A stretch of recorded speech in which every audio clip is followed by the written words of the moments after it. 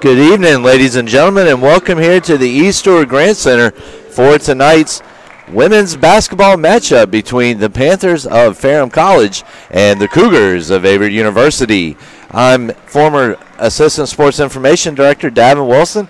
I will be on the call with you tonight with current Sports Information Director over here at Averett, Joseph Swanson. And we are looking forward to an exciting game of basketball here tonight if the last couple of years have proved to be correct. So excited to get this one going.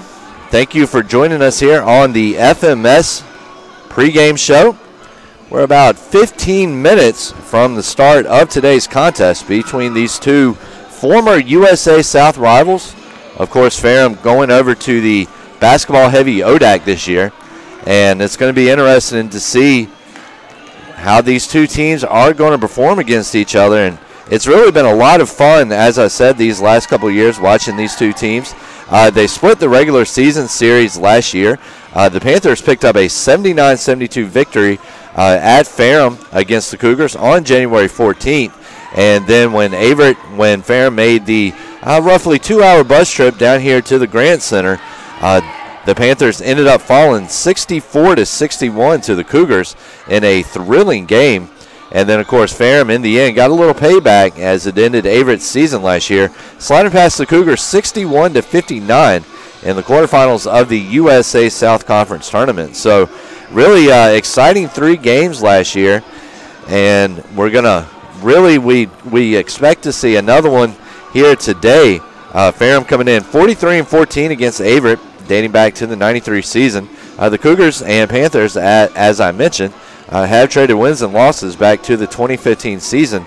And prior to the 2015 season, Ferrum had actually won 7 straight over the Cougars. So my main man, Joseph Swanson, is back up here with me on the ones and twos. Joseph, how you doing tonight, man? I'm good. How are you? I'm doing awesome, man. Just telling the viewers that they're in for an exciting game of basketball tonight. Should be, yeah. I mean, you got two evenly matched teams. I know it's going to be a difference of they're going to be looking to shoot a lot. We're going to be looking to go inside. It's probably going to come down a lot to rebounding and extra chance points tonight.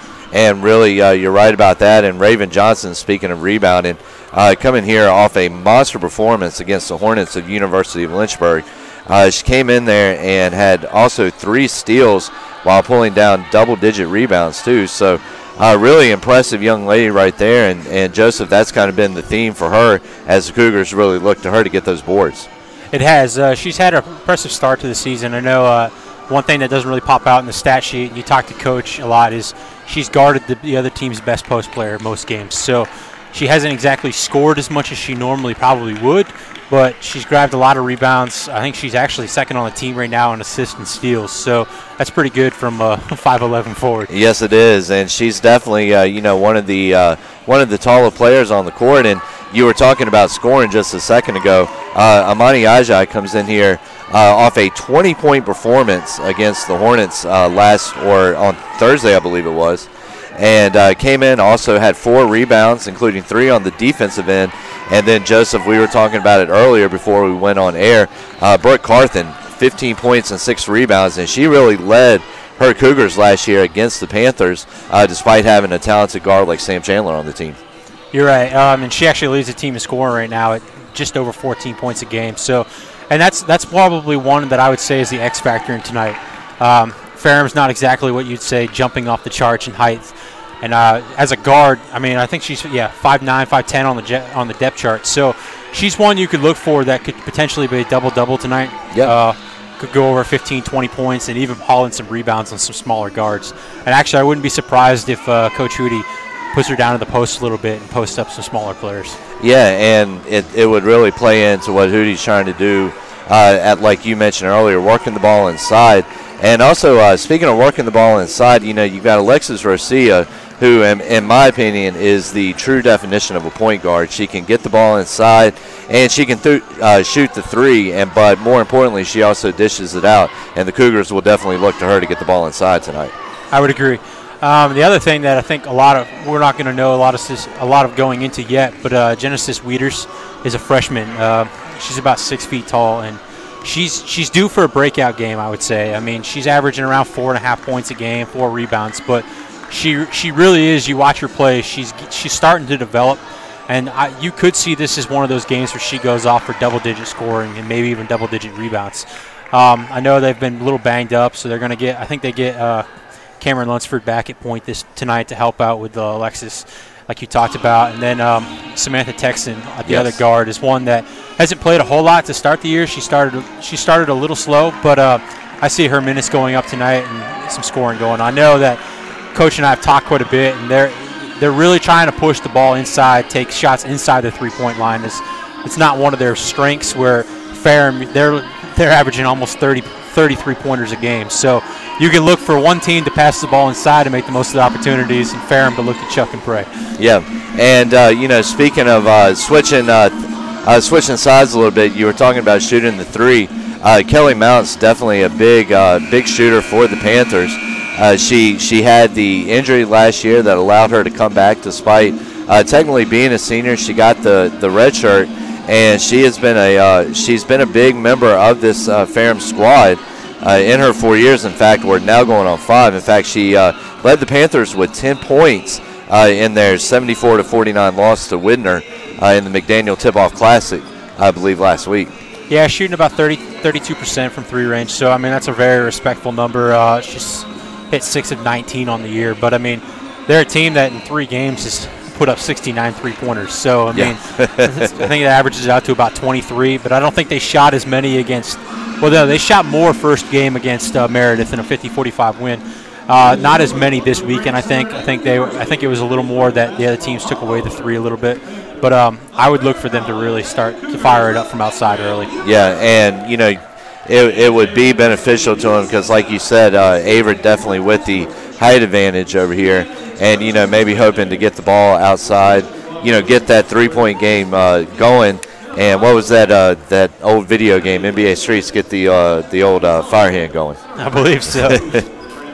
So, well, just taking a look here, too, going back to last season, as I mentioned earlier, it was a split situation with Ferrum winning at Ferrum and Averett winning here at the Grant Center. The Panthers picked up the 79-72 victory at home on January 14th, but then ended up falling to the Cougars 64-61 about 2 weeks later here at the Grant Center. And then, of course, Ferrum ended up on the upper edge as they were able to sneak past the Cougars 61-59 in the quarterfinals of last season's conference tournament. So we're going to take a look here at some other fun facts. Carthen actually comes into the game leading the team in scoring average, 14 and a third, averaging 14 and a third a game.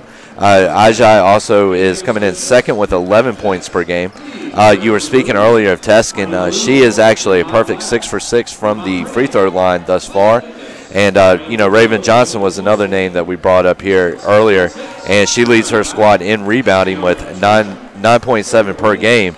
And Carthen is right behind her with 8 rebounds a game. So, Joseph, I think it would be very safe to say that Raven Johnson and Carthen are going to be very key to this rebounding game tonight.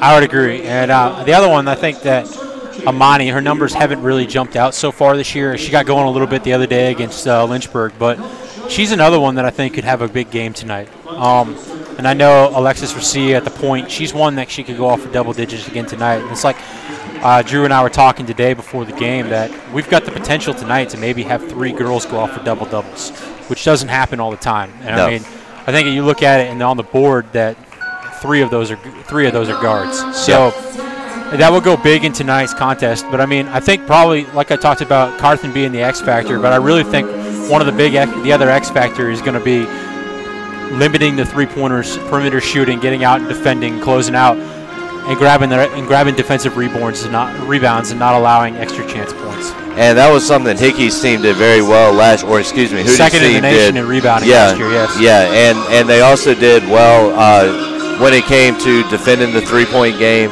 and really came down here when Ferrum came down, held them very much, not necessarily contained them, but held them very much when in comparison to what Ferrum has done from long range before.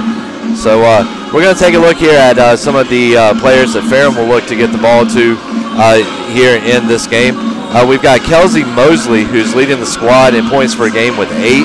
Also, Jesse Nichols and Kelly Mounts come in a close second, averaging 7.7 per game. And then Mosley and Wilson each have 7 per game in rebounding average, and Barr has 5.7. So, and then leading the Panthers' defensive attack with 2 steals a game is J.C. Marvin. Right. So, we'll definitely keep an eye on those on those 3 or 4 players right there for the Panthers tonight, and it will definitely be key in making sure keep them in a box as much as Hootie's team can. And a lot of it, I mean, we're only 3 games into the year, so it's really hard to look into stats. But you look at it, and you don't normally see it, but they're a team that's very balanced. You look at them in scoring, and I mean, not one player jumps out at you. They've got 4 or 5 girls that can all score 6-7 points a game, and then they're balanced underneath that off the bench. I mean, they've got about 2 girls that dominate them in rebounding, but for the most part, it's pretty balanced across the board. Yeah. And Averett definitely coming in here with a little bit of a height advantage. I think the tallest Ferrum player standing in at about 5'8". 5'11", 6 foot, and I think those 2 come off the bench. But for the most part on the floor, I think the tallest girl's 5'9". Got 2 guards at 5'2" and 2 at 5'7". And you know, one of the big losses last year for the Panthers was definitely Zarkia Maddox. I mean, I think she had double one of the digits. Best players in conference history. Yeah. Yes, she did, and I think she put up 28 in the final game, and then 19 and 13, I think, in the previous 2. I know she had double digits across the board. So, we'll see how the Panthers adjust to not having her this year. And Joseph, she was very big both on the inside game and the outside game. And I think a lot of that comes back to, too, that we had a great player last year, too, that you could go to in clutch times when you needed a basket. So, I mean, I think you look at it, it's equal in a lot of ways that they lost their best player, we lost our best player. So, I mean, it's going to come down to who steps up. I mean, so far this year it's been Carthen that stepped up and taken the scoring role. Amani Ajayi has stepped up quite a bit as well. But, I mean, there's still that third player right now that could really step up, and I mean, I think Raven Johnson's one of those types of players that could really have a dominant year this year. And she really could, and really just using her height to her advantage. And then she's a very physical player too, but she knows when it comes down, you got to keep those arms in and just use that body to outmuscle your competition, cut down on the fouls, and really just make things happen that way. And you were talking about they're relying on her a little bit more in the post, a little bit more on the rebound end, and it would keep her scoring average down a little bit. But at the same time, you got to be happy with and want a player that can put up 8, 9, 10 rebounds a game as well. You're right. I mean, you look at it across the board. She's averaging about 7, 8 points a game, almost 10 rebounds, about 3 assists and 2 steals. So I mean, though she's not getting double-digit points, she's doing enough defensively and offensively to counteract that a little bit. And, I mean, you talked a little bit about keeping elbows in and trying not to foul. I mean, that's been the push so far throughout the early part of the year. I mean, the first game, I think we shot 28 free throws, just around 50%. So, I mean, we're getting to the line, but we're also getting teams to the line. And that was the big change, I would say, the other night at Lynchburg, which really helped in the win, is that we didn't foul as much as we had been fouling. And, I mean, especially with the new rule changes over the past couple of years where after 5 fouls in the quarter, you're automatically going to shooting free throws, it can really benefit a team if they're good at free throw shooting that if you foul them, you're giving them free baskets. And, when you're facing a team like University of Lynchburg, you cannot give them free points. You cannot give them free looks at the basket because they will be able to bury you. So we're going to do a quick recap at some of the games last year. We were talking about Carthen and Ajayi. They definitely Carthen led on the first game on January 14th. Carthen led with 18 points while Amani chipped in with 12.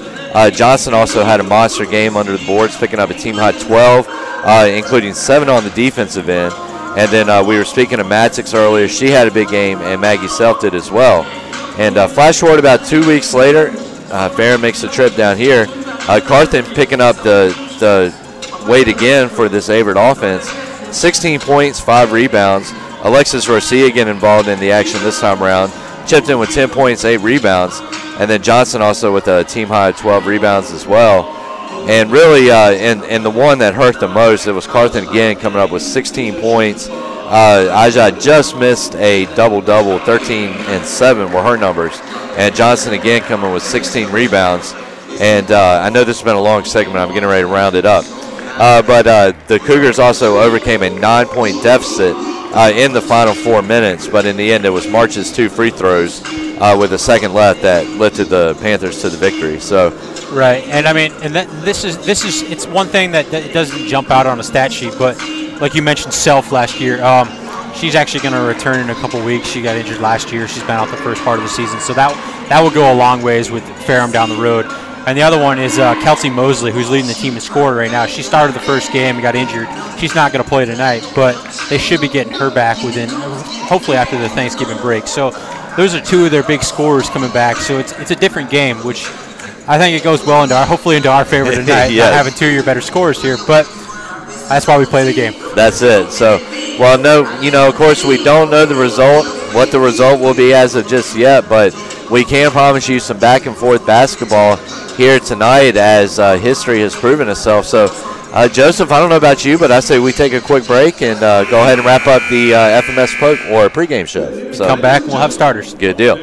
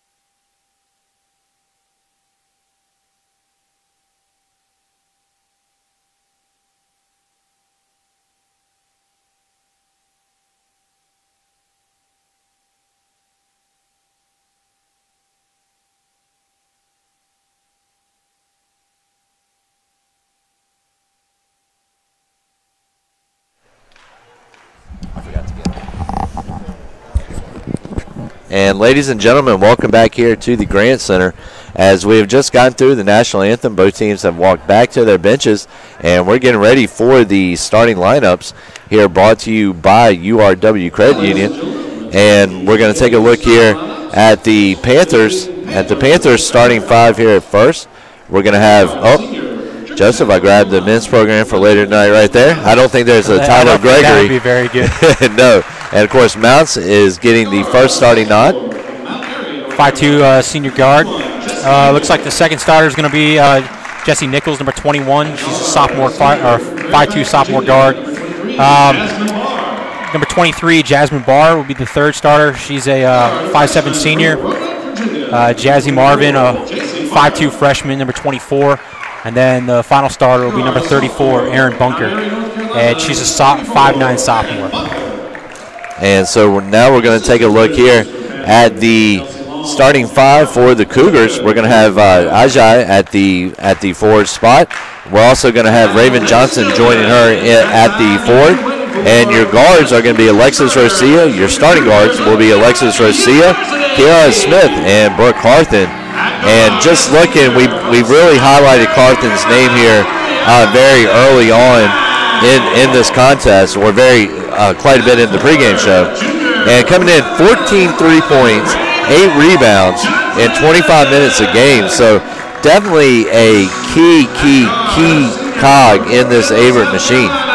Yes, she is. I mean, And, I mean, that all started game one. I think she dropped 19 over at the Agnes Scott Tip-Off Classic, and then slowed down a little bit the second game, but went off, I think, for 15 the other night against Lynchburg. So she's really been the scorer right now. And, I mean, just had a great end of the year last year and really started to follow it up this year. And then you look at Amani Ajay, she's the number 2 right now in scoring. Yep. But, I mean, they're pretty balanced. I mean, Alexis has gone off for Russia has gone off for double digits against Piedmont. I mean, Kiera went off with double digits against Agnes Scott. So any one of the start 5 out there could go off for double digits any night. And, you know, it's going to be interesting, too, this year to see, you know, Hickey's got Hootie has got a she's got a very deep team this year, even off the bench. And, you know, it's going to be interesting to see how they get involved. And it's really going to take me a while to get used to calling Liz Hootie. I knew her as Hickey for all 3 years while I was over here. And so Averett in the huddle one last time here before stepping out onto the court, getting ready to take on the Panthers of Ferrum College. And like you talked about, I mean, they're a very veteran squad, but they've got 3 freshmen this year that could play significant minutes for them. And I mean, one that really, she's coming back from injury, but Caitlin Reed's one that could really step up this year. She's kind of a 3-point threat. And here we go. We're just about ready. The music is lowering here, and the whistle. And Averett's going to win the tip. We'll go over to Racia Teskin, winning the tip. Carthen over to Smith. Smith with the J, and she has the touch, 2-0. And Joseph Smith, actually a standout here at GW, played under Dowdy Harris, and really had a big 3-year career, I believe it was, over there. I believe she was a 3-year starter. And Ferrum able to bounce back and respond there. On the 2 there. So Carthen driving in, right-handed, off the square and in. That's a nice take there by Carthen. It is. She did a great job there, playing to her strong side, driving in. And it looks like it looks like they turned the first one for Kiera Smith to a 3, not a 2. They did, and I thought it looked like a 2 from up here, but they've got a lot better view down there. Shot missed. Ajay with the rebound out to Rosia. Rosia is so quick, she's going to post up or shoot up. Shot does not fall, and it's going to be Barr with the rebound. So Mounts now with the ball right outside the key on the left side. She's got some fancy handwork there, some fancy footwork as well. Number 24, Marvin now with it. Marvin dumps it off into the paint to number 34, Bunker. Bunker will travel. For 3 seconds. And I think they turned it back on the scoreboard. That is going to be a 2 for Smith, so it's 4-2. That was in football, like you have a generous spot. That would have been a generous spot for Averett as well. So Rosia now with the ball. Rosia actually came back here. She actually graduated Averett last year, came back doing 1 year of grad work. Thought about a 3. It's going to kick it into Carthen. Carthen puts it up. She is fouled. So she will go to the line. They're going to get Aaron Bunker on the foul there. Going to send Carthen to the line, shooting 2. Carthen at the line, shooting 2. And Carthen coming in so far this season, she is shooting 75% from the line. And she will not get the first one to fall. 8:22 left, 4-2 is your score. Averett scoring on 2 of its first 3. Just in and out. Will be hauled down by Bunker. And so that's going to be number 24 there for Ferrum, Marvin. Marvin out to Mounts. Mounts on the inside over to Barr. Barr puts it up. And in. So Rosia over to Carthen. I think that's going to be the theme tonight. Wanting to get out and play in transition off baskets. And I mean, Carthen's got a nice runner from right over from the side. She does, and she's already showed it twice here tonight. And a nice pass there from Rosia to set it up. So now Ferrum driving inside. There's the shot from Bunker. So Rosia now. Rosia over to Carthen. Carthen thought about 3, changed her mind, driving in. Does a little 180 move. And she's going to get whistled. Looks like we're going to get Barr there on a reach. And we're going to get our first substitution of the night. Jasmine Wilson's going to check in. Wilson, the sophomore forward out of Richmond, Virginia. And Carthen's shot blocked, but I think that was Wilson on the reach behind. It was number 20, Wilson.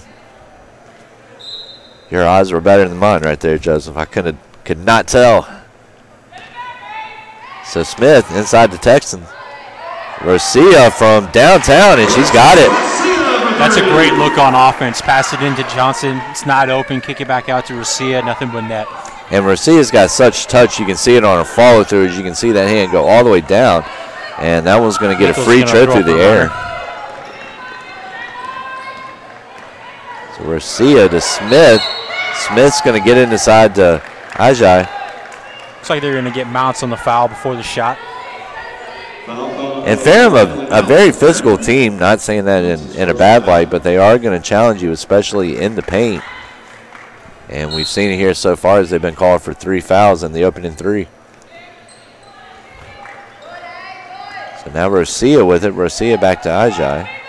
And you can see the theme early. We're trying to pound the ball inside. And so Ajay, she's going to get in there. Puts it up. Nothing doing. It's going to be number 20, Wilson, with the board. Mounts trying to drive in.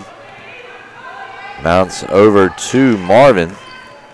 Little one-handed pass over to Barr. Barr from Wilson. Nice move in there by Ferrum. And Ferrum so far looking to try to, and there's an and-one situation as Carthen driving in. That's 3 consecutive times we've got her the ball up in transition. She's drove the lane, and, well, she either got a point or a foul, yep. It's going to send Carthen to the line for the addition. And that one I noticed actually came in from the left side, too, it looked like. So yes. Of course, coming out of there, Richmond, they're going to encourage their kids to use both hands, and there's a jumper from number 20, Wilson. Nothing doing. Loose ball chased down by Raven Johnson. Nothing falling. Ajay there for the rebound, and she's going to draw the foul. So Averett doing a good job of getting to the line early, offensive rebounds, really attacking the basket. Yep, they are, and drawing them in there. So Ajay at the line now with her side up by 4, 12-8, 5:59 remaining in the first. Off the back of the rim, nothing going. So we're going to see. Texans going to check in and Weeders for the Cougars. That's going to send Smith and Johnson to the bench. And I just realized I'd been calling Teskin Johnson for most of the game. So mea culpa on that one. It's no good. Offensive rebound. And they're going to get Carthen for a travel there. A little over-aggressive, ran before she dribbled. Yeah. Easy to do, though, especially when you have the speed. So it's going to be number 21, Lunsford now. Over to Mounts. Mounts over to Lunsford.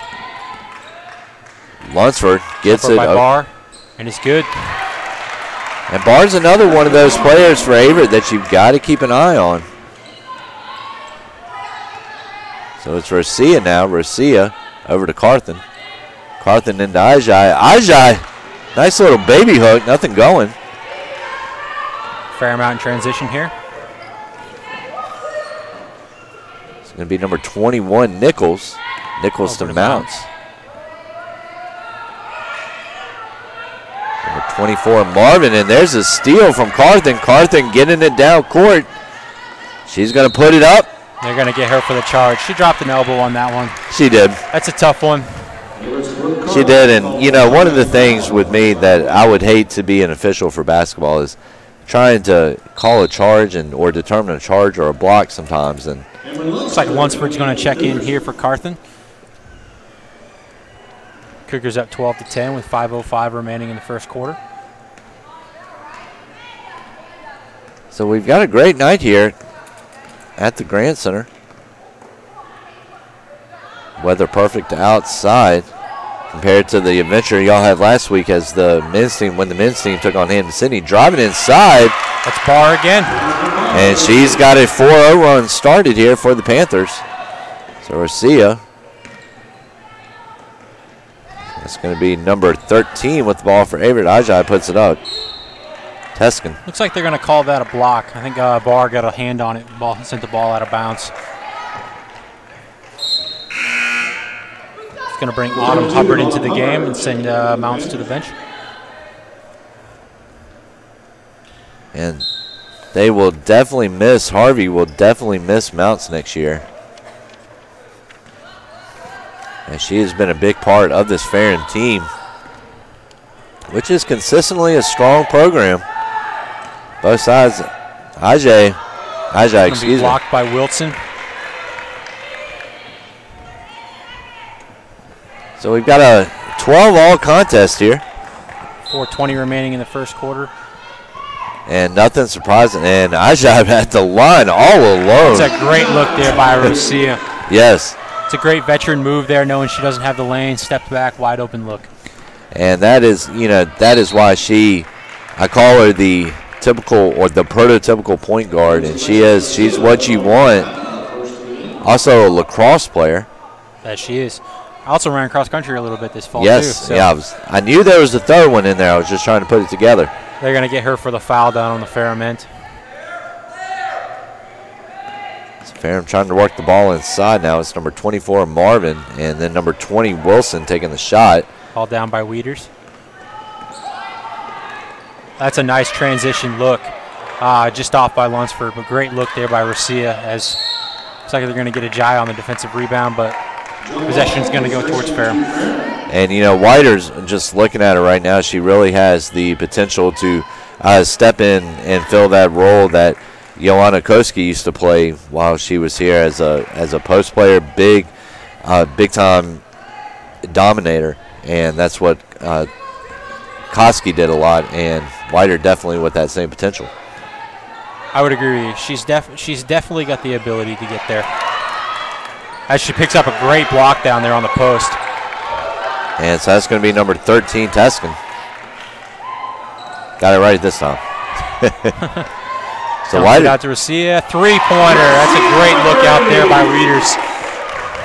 And Averett really doing a good job, almost kind of throwing in what would be compared to a play-action pass in football sometimes with that, mixing it up, driving in low, and then always having that guard or having one of their shooters out on the top of the key to kick it out to.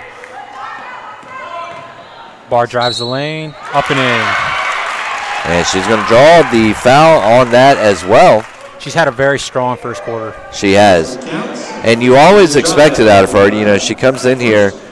She is one of the older players on this team. Comes in as a senior. Looks like Johnson's going to check in for a Jai.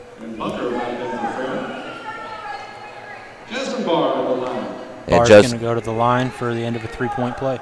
And Joseph, a couple of years ago, free throw's good. We had some confusion. We were all told it was AJ.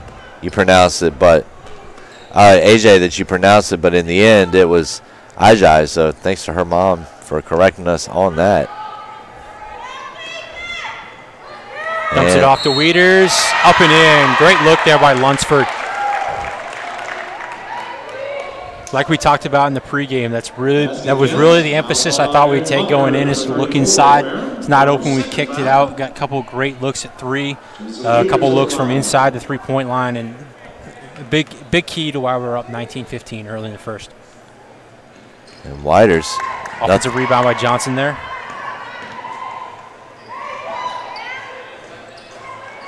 It's still a great look there by Johnson. And Ferrum trying to get the ball quickly down in transition here. They are driving. It is number 32, Hubbard. Hubbard with a little toss off to Bunker. Shot clock getting down a little low here. There's the drive, does not hit, but no good. Pulled down by Johnson. Gets it out to Rosia in transition. So Rosia with it out. Oh, that's a great look there by Rosia, just off the glass. Just a little bit too much mustard, as you like to say. Yes, a little bit too much mustard, a little bit too much sauce on that one. A little bit too much cranberry sauce to throw in a Thanksgiving reference. Oh, that's a great block by Wieters there. That was it. She just got up there and knocked that one away. And I don't think Actually, she was. no, I think they're going to get her for a foul there. They are. And I think she was kind of wondering there. She said, "What did I do?" I think what happened was she got the ball clean, but she bumped into her at the same time. So they're gonna call that probably 9 times out of 10 that with a contact. Yep. I know coach is fighting for that call right there, but 9 times out of 10 they're gonna go towards the offensive player. Yes. So Ajay back into the game for Averett now. Smith's going to join her, and it looks like Ferrum's going to send in Wilson and, on this one, J.C. Marvin. And, we were talking about Smith earlier being the former standout at GW, and that one is through the hoop. Courtney Martin. So a one-possession game now, and Joseph didn't expect anything less coming into this one. So that's going to be Texan. Ball thrown over, bounces off. That was Johnson on the pass. Look it inside to Ajay. See if the Cougars can take advantage of this one and have Ajay step back for another jumper. See if the Panthers have made an adjustment here. So Smith with the ball. She's going to get it over to Ajay. Ajay over to Rosia.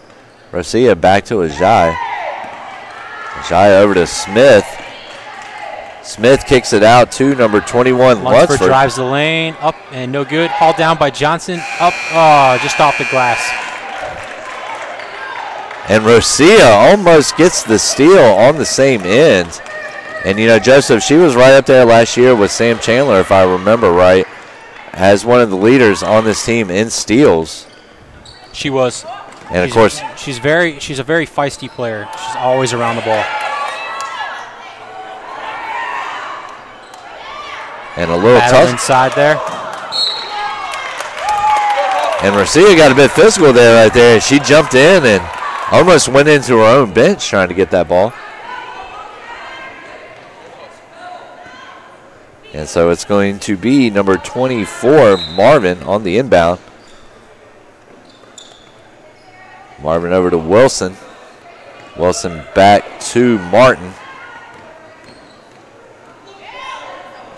It's good defense there by Lunsford. Cut off the lane.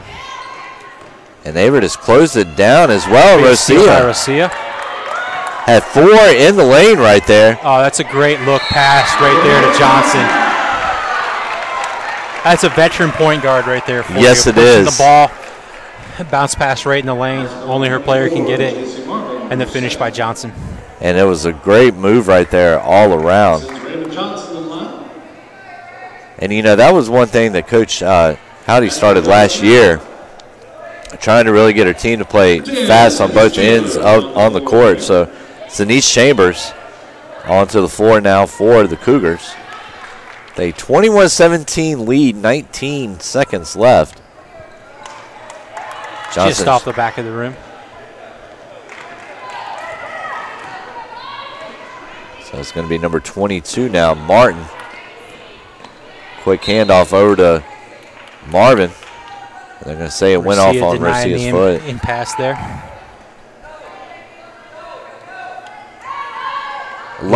It looks like Ferrum's decided to go big right now as Brianna Hurt and Jasmine Wilson are both in the game.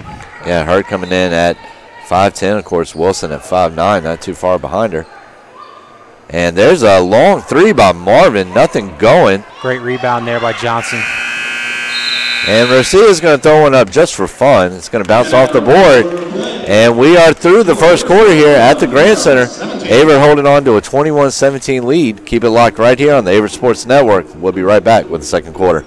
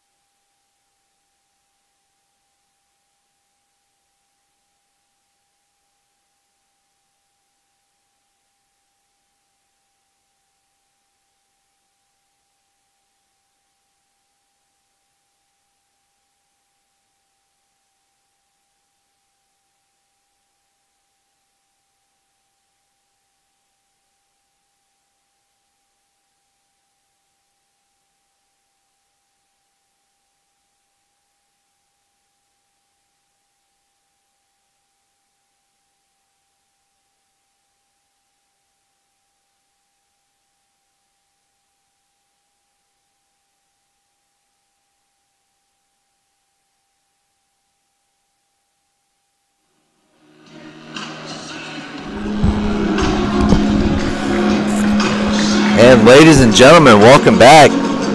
21-17 after the first quarter. And of course, make sure to keep it locked here right after a couple of minutes after the conclusion of this game, as the Averett men's team will be battling Guilford College, who I see Guilford coach Tom Palumbo already over in the corner over there. And it looks like the Cougars are going to come out with Chambers, Smith, Ajay, Johnson, and Rosia to start the quarter. And for Ferrum, we're going to have, looks like Barr, Nichols. So Smith. Wilson. Sorry, I'm trying to find a number down there. Mangum and Mounts. You know, that's, to me, statting basketball, that was always one of the hardest things doing substitutions, especially when you had a whole entire platoon change. Three-pointer down there on the Cougars' end. So Nichols right now with the ball over to Mounts. Mounts is going to put one up. Off the backboard. Ajay with the rebound. Cougars in transition here. Smith over to Ajay. Ajay over to Johnson. Johnson, a nice bounce pass to Ajay. Ajay kicks it back out to Rosia. Back over to Chambers. Chambers over to Johnson. Smith, and Smith is going to launch the long ball. Just off the back of the iron. Ajay pulls in the offensive rebound. Smith went for the home run right there. Shot clock winding down. I think it was about 2 or 3 seconds. She put one up. Got to do what you got to do. So Rosia over to Ajay. Ajay. Great in look there to Johnson. Off the backboard. Just off and out. Barr pulls down the rebound. Ferrum's in transition. So Mounts. And she's going to draw the foul. Looks like we're going to get Kiara Smith there with a hand check. And I've been very impressed. Of course, only Averett's, what, 5th game so far this season? Fourth game. 4th game, you know, so this is the first one I've seen. But very team-oriented, very well, very fluid, knowing where each other are going to be at on the court and finding them with those either passes inside or kickbacks outside. Ferrum's going to turn that one over just off the hands of, looked like Mangum. So Chambers on the inbound. But yeah, definitely great ball movement so far, especially through first quarter. We'll see how the second quarter goes, but definitely looking inside, looking outside to get shots. But, I mean, point guards are driving, looking to dish, and, I mean, playing well in transition. They are. And, you know, as I mentioned earlier, one thing that Hootie was really trying to do was to get her team very quick on both ends of the court and also encourage them to start trying to add a bit of an outside game last season. Of course, Averett will be usually predicated on its inside abilities. So Barr step back. She's going to launch a jumper. Nothing happened to Ajay, and she's going to draw the foul. So biggest lead of the game at this point for either team at 7 points. Carthen's going to check back in for the Cougars. And so Carthen and Ajay just stay. Still waiting on halftime stats, but I would say that the rebound discrepancy is pretty high at this point. I mean, I definitely feel that we've grabbed several key offensive rebounds down on our end as Ajay puts up the 3 and it's in. Oh, we're going to call that a 2. Foot was on the line. Foot was on the line. What was that in Grown-Ups? They kept saying that Colin Quinn or whatever his name was kept calling foot was on the line, foot was on the line. So 26-17 games, 7:26 left in the half. Ball worked inside to Wilson throws up a runner, and it's in. That's a tough play to defend there with a long. I mean, she's only 5'9" on the stat sheet, but she's got long arms. Threw up a runner there, and I mean, it's a tough play to defend. Yeah. And so Rosia back over to Johnson. Johnson to Ajay. The block, and it's going to be number 21 Nichols coming down with the loose ball. You get Wilson with the block there. I think that's actually her 3rd block of the half so far. So definitely stepping up big there for the Panthers on defense, especially right now as it's a 7-point game, the most the Panthers have been behind. They're going to get a charge there.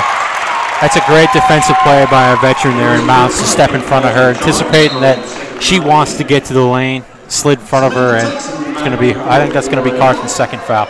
Yeah, and it really was couldn't have done it better myself down there like Mounts did. And, you know, she had seen Carthen go inside from the left a couple of times already tonight. And so she used her, as you said, veteran knowledge. That's going to be number 10 now. Magnum. Mounts. Over to number 21, Nichols. Nichols to Mounts.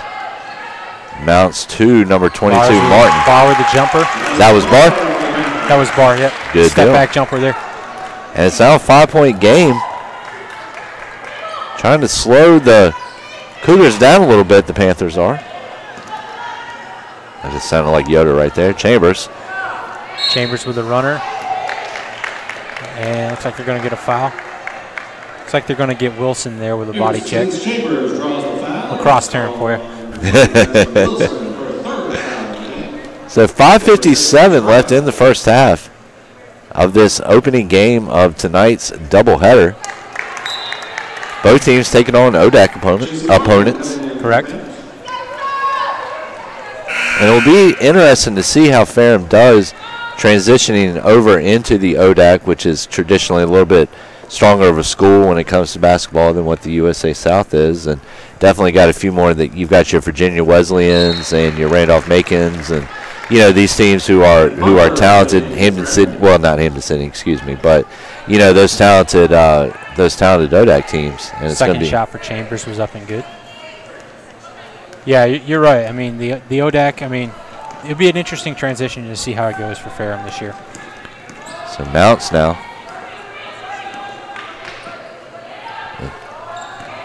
Dumps it inside the bunker. Bunker up.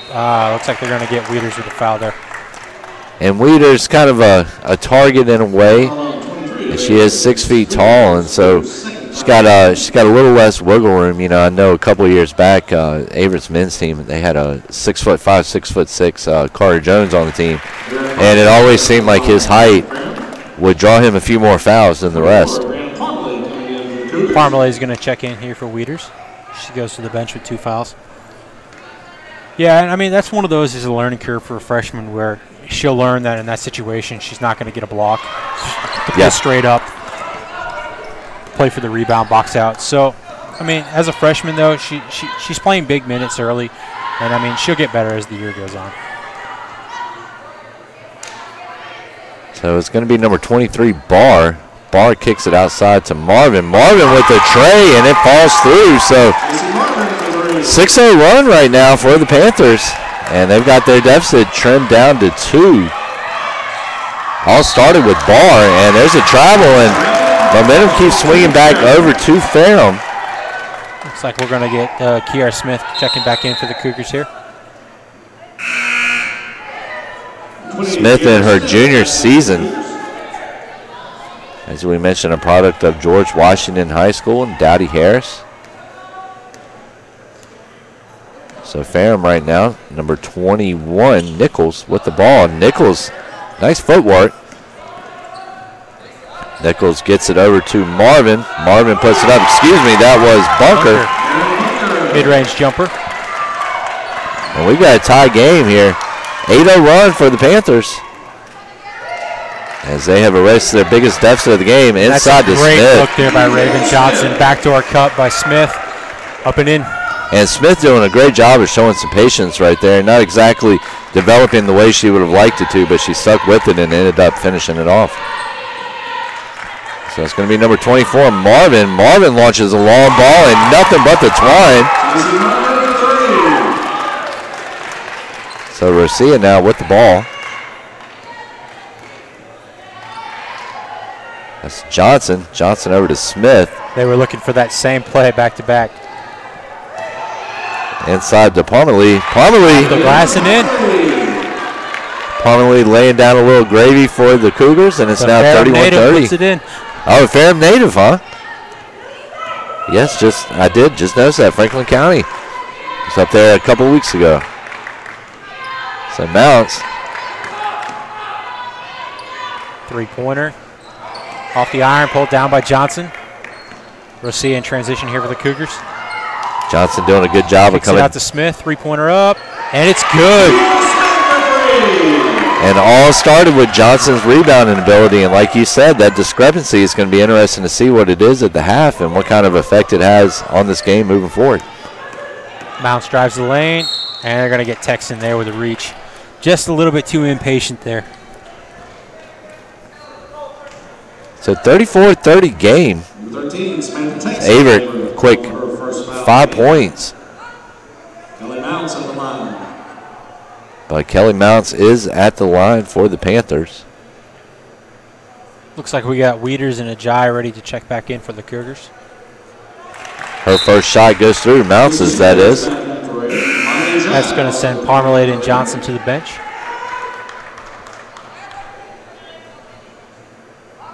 .318, quick move in second quarter thus far. Mounts at the line after sinking the first attempt. Let's see if she can do it again. And she will. And it's a 2-point game now. And Hubbard's going to check in, send Mounts to the bench for the Panthers. So Ajayi over to Rosia. Rosia's got it. She's going to get it over to Ajayi. Ajayi back over to Rosia. Rosia, a nice fake move. Back out to Smith. Smith doing a good job of laying off that one. He's going to kick it out to number 13, Teskin. Smith jumps up, lays up the big three. Pulled down there by Barr. And Smith can make the threes. She is capable of it. So number 21, Lunsford. Ball put up, and that's going to be Wieters. Smith here in transition. Kicks it out to Texan. Back over to Wieters. Swings it to Rosia. Rosia drives. Off the glass. No good, but we're going to get a foul here. Looks like they're going to get Jesse Nichols with the foul here. It's going to send Rosia to the line. And so Ferrum, 6 fouls to open up probably opening 4 minutes of the first quarter. Now only 4 throughout when we're over halfway through here.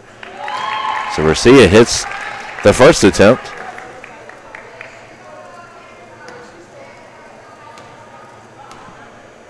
.35-32, 3-point game. Averett did lead this one by 8 at one point. Rosia gets both to fall, 36-32. Nichols brings it up here for the Panthers.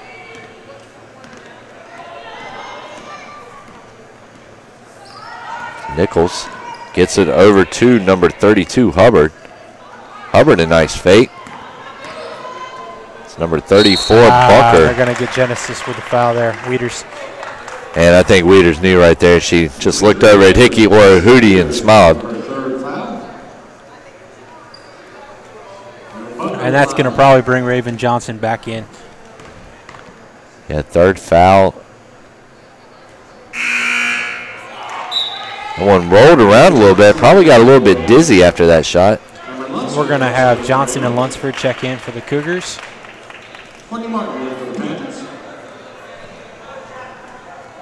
And I think that was Courtney Martin checking in for the Panthers.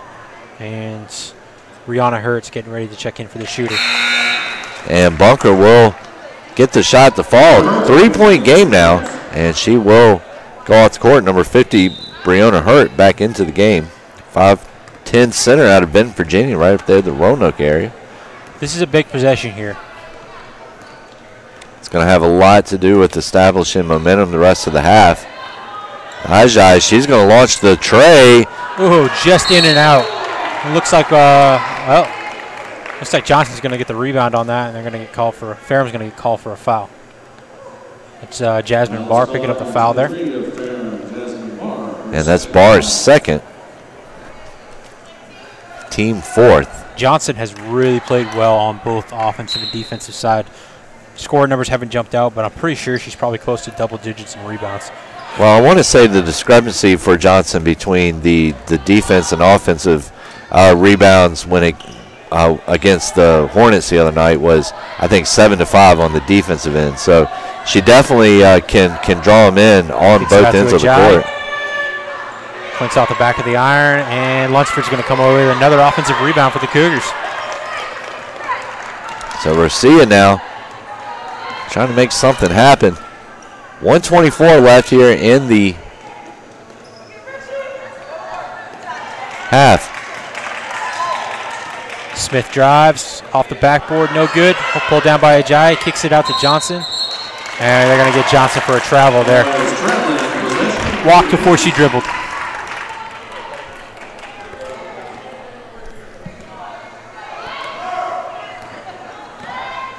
Courtney Martin bringing the ball up for the Panthers. Kicks it over to Nichols. Nichols brings it back to the top of the key. Dumps it into Barr.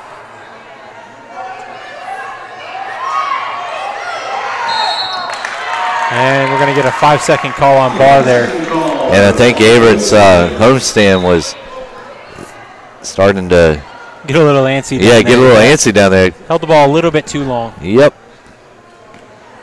And Rosia, of course, it's always funny to when you go to some of these games, especially when they're packed and it's high caliber, tight games, you hear somebody yelling 5 seconds on just about every possession, it seems like.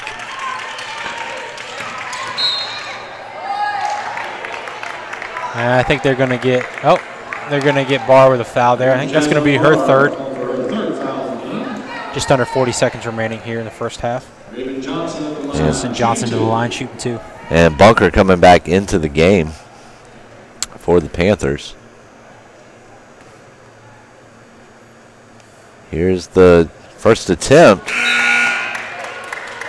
Nothing falls.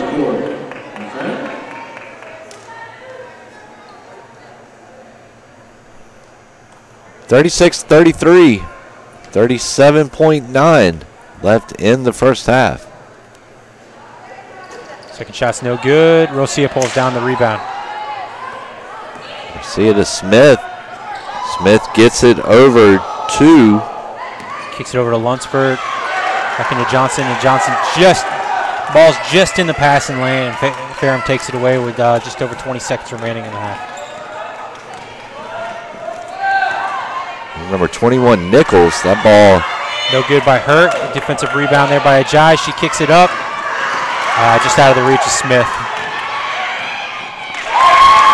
And Bunker will lay it in there. It's a 1-point game and a last-second heave there by Lunsford, but will not fall. So we go into the break, a close game, 36-35. We're going to take a quick break, but when we come back, we will have the Kickback Jacks halftime show here on the Averett Sports Network.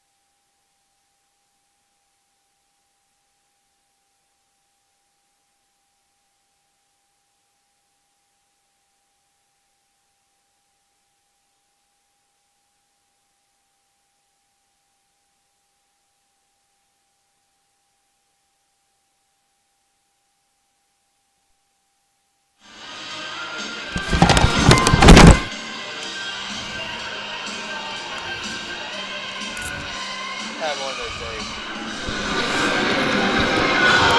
ladies and gentlemen, we are back, and welcome back here to the Kickback Jack halftime show. I'm Davin Wilson, joined here by Assistant Sports Information Director Joseph Swanson. And Joseph, pretty much what we expected coming into this game, very back and forth contest, and we'll see if Averett can really heat up like it has in the second half so far this season, and really start to pull away. We saw him start to pull away a little bit there at the start of the second quarter, had the 8-point lead, and then Ferrum put together that impressive run and came back and actually tied the game, but Averett finishes out the half strong to hold on to the 1-point lead at the break. Yeah, I believe it was Courtney Martin that pulled him back in. I think she hit back-to-back threes, which 6-point transition pulls you back within 2. So, I mean, 2 big shots for her, but little halftime stats. For Ferrum, Jasmine Barr, leading the way with 13 points, 4 rebounds. We're on the 6 for 8 from the field right now. We're on the Averett end. You've got Alexis Rosia leading the team with 11 points. Kiara Smith and Brooke Carthen both with 7.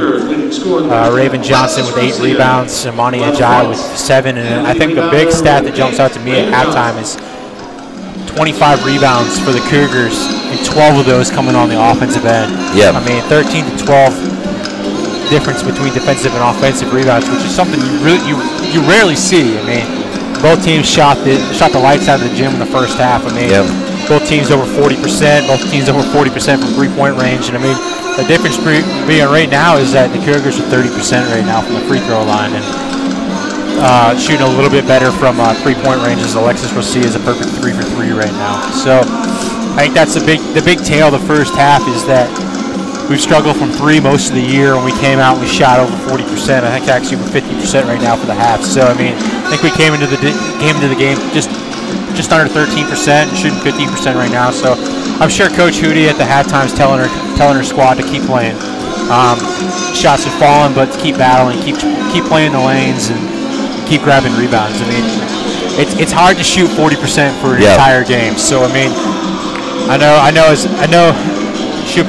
we were just talking about, she's probably told her team that high efficiency shots are going to be the difference here in the second half. Yeah, and definitely, as we've seen, that's been the case in the last 3 years, with the team winning usually the team that is finishing a little bit higher from inside the paint, and also you were talking about those second chance points are going to be huge too, coming down, pulling down those offensive rebounds, and then also trying to keep the momentum up on the defensive end, where they hold a little bit less considerable edge, but still hold a 13-12 overall edge on the defensive end of the board. So, some of the quick rundowns of the game thus far, and we're about 1:57 away from the start of the second half.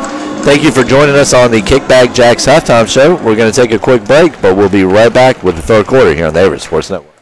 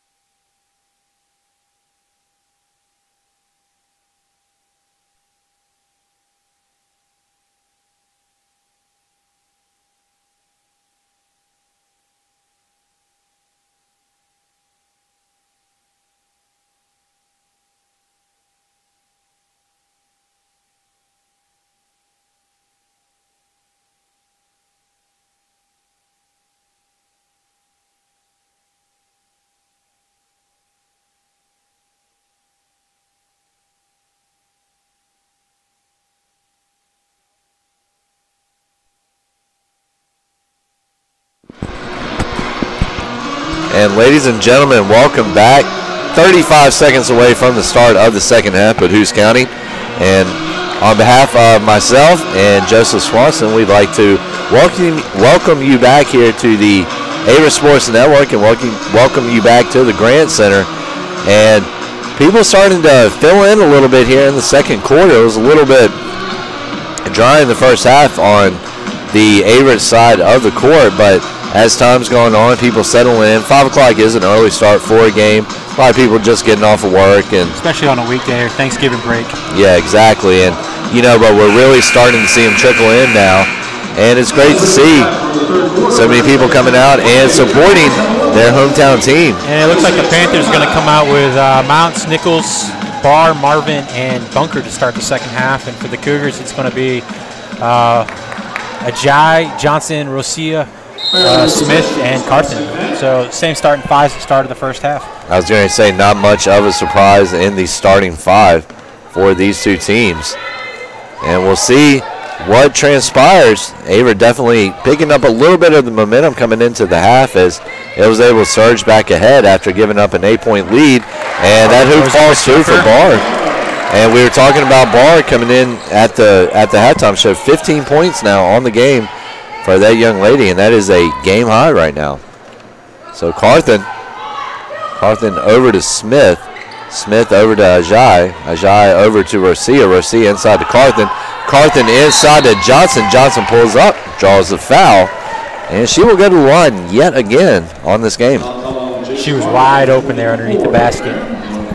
Kind of one of those just desperation things. You try to get a hand on the elbow. Marvin's just hoping, is she going to make a layup, or can I get her to go 0 for 2 or 1 for 2 at the line and take a win here? Yeah. And first free throw does not fall. Bounces off the back of the rim. 37-36 is your score. 9:22 left in the third. Would like to wish all of you guys a happy Thanksgiving too. Second free throw will fall through, so 1 for 2, not bad, and it's a tie game again at 37. So Nichols with the little spin move there over to Mounts. Dumps it back to Barr. Barr drives the lane, dishes back out, kicks it over to Mounts. 3-pointer, no good. Ooh. And Mounts trying to drizzle a little cranberry sauce right there, unable to do it. So Rosia now with the ball. That took a tough bounce right off Johnson. Ajay with a runner, no good. And we're going to have a jump ball. It's going to go back to the Cougars. So they're going to give a rebound there to Carthen.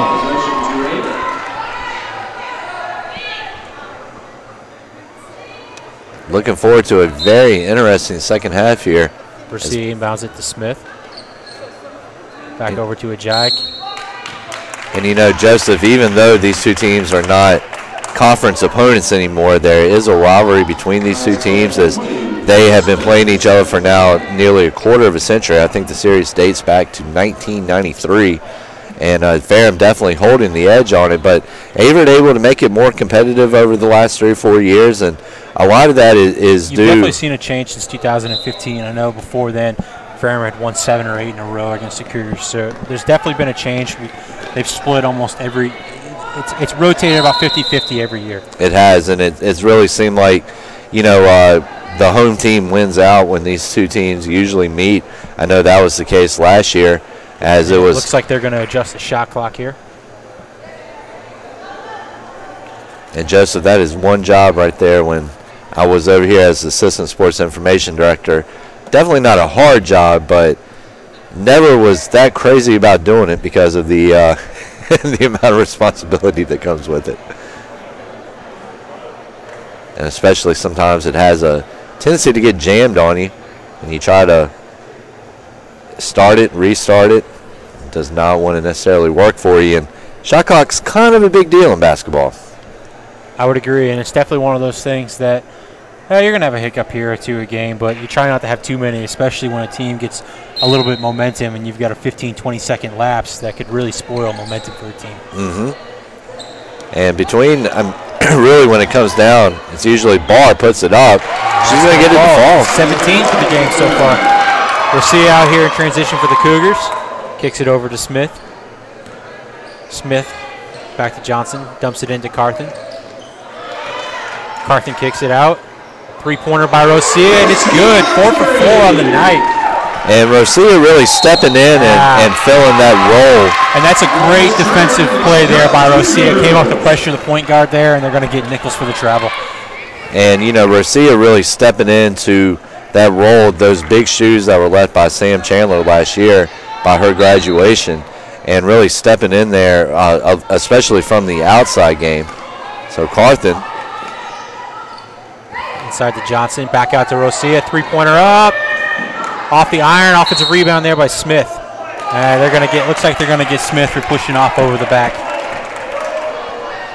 Been very tight officiating here today. Very even back and forth calls and really doing a great job out there. You can see the balance between the first quarter. I mean, Ferrum came out, I think it was 4-0 on fouls, and then second quarter, I think Averett came out 4-0 on fouls. So it's been a very evenly officiated game this far. It has been. And inside bounce Barr pass. puts it up, and it's in. And Barr, we were talking about Rosia a second ago transition. Barr, it's really great to see. And Rosia, she's going to kick it back to Ajay. Ajay over to Rosia. Rosia into Carthen. Carthen off the glass. No good. Offensive rebound, put back, and it's good. And it's good, and she's going to get the and-one attempt as well. But Barr, really kind of overshadowed by Maddox in her time here. And not that that was intentional. Maddox just that good of a player. And she's really stepped up here thus far tonight and been a big, big part of this Ferrum ball team, as she is definitely going to finish with at least 20-plus points. Yeah, I believe she's 10 of 12 right now from the field. Not a bad night at the ballpark at all, or at the court. It's a free throw attempt there by Carthen was good. I believe that puts her at double digit tonight for 10. I know I'm lucky to go 3 of 12 if I'm shooting, so definitely can't criticize the 10 for 12 performance. And that's going to be a turnover there by the Panthers. Johnson inbounds it to Rosia. Rosia bringing the ball up here in the front court. And you see Rosia calling the play here over to Smith. Smith Starts over. to Johnson. Back out to Ajay. Three-pointer up. No good. Offensive rebound there by Carthen. Put back, and it's good. I tell you one thing, Carthen hit the air on those pumps. The game so far.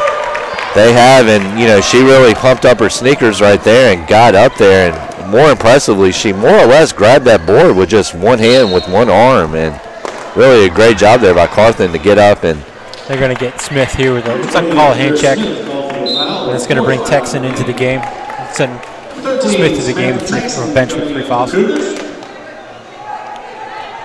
It really looks like the Cougars have pushed the intensity so far here in the second half. I mean, you've seen a lot of Rosia pressure in the front court, trying to force mistakes. So I'm sure that was the talk at halftime, was playing more aggressive.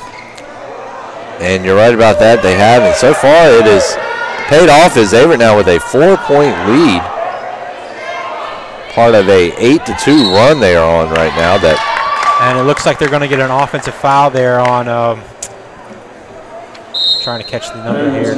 I believe it was number 34, Bunker, and that is number 3 for her. That's going to send her to the bench. And Mounts comes off as well. Johnson inbounds it to Rosia. Rosia bringing the ball up in the front court. And Rosia over to Texan. Back over to Ajay. Ajay over to Carthen. Carthen with a spin move. And it looks like they're going to get Hubbard with the foul there.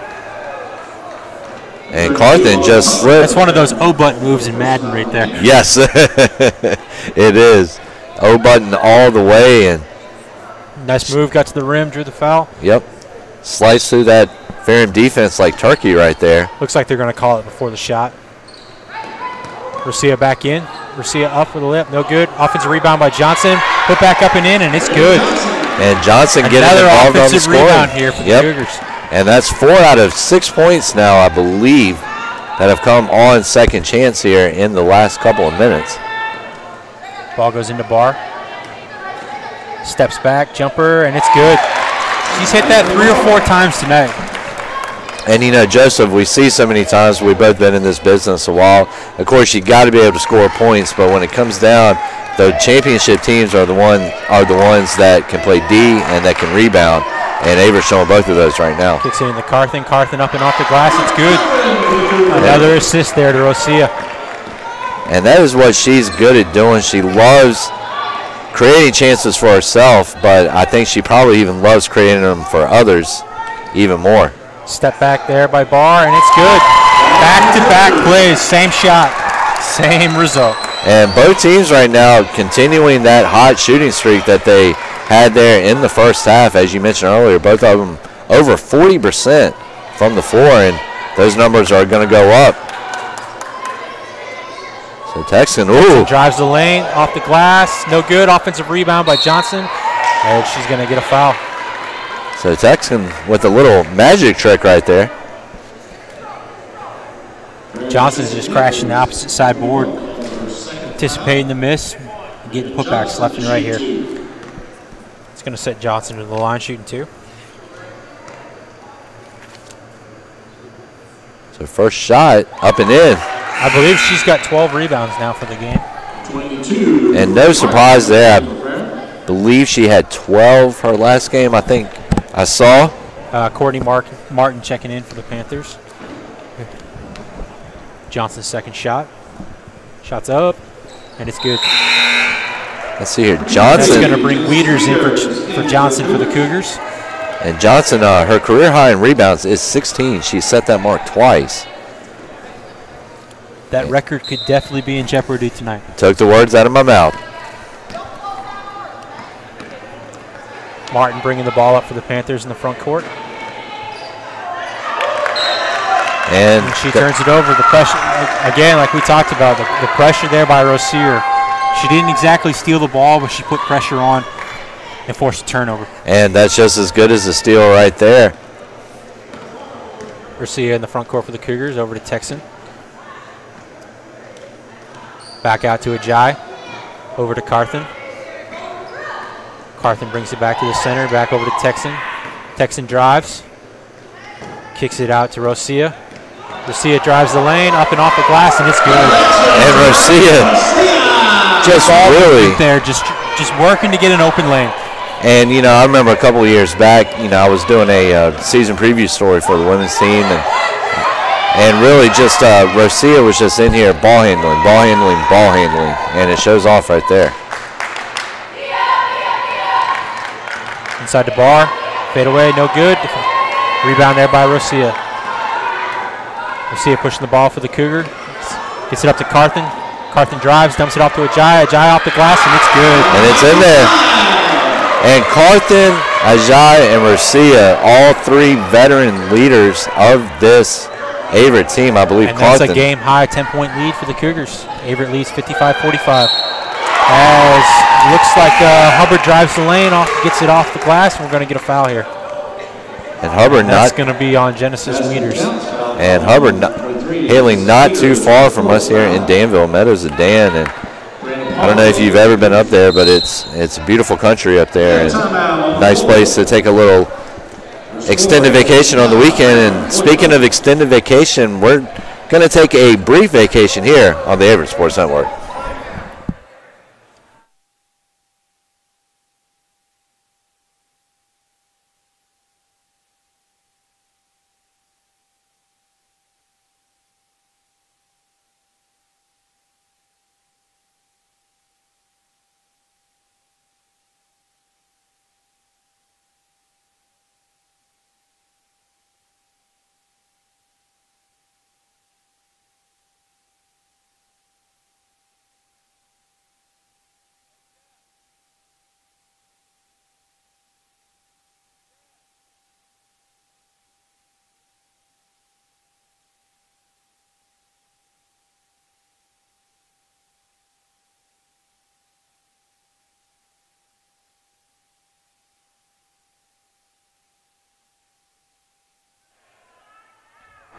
And welcome back here on the Averett Sports Network.